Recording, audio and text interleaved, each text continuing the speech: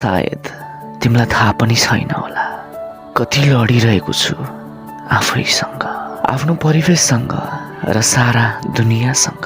केवल तिमीलाई आफ्नो बनाउनलाई सबैलाई इग्नोर गरेर तिमीलाई रोज्दैछु। कसैको कुरा नसुनी तिम्रो कुरा सुन्दैछु। तिमीसँगै जिउने सपनालाई म तोड्न चाहन्न, त्यसैले अरू सब थोक गुमाएर पनि तिमीलाई पाउन चाहन्छु।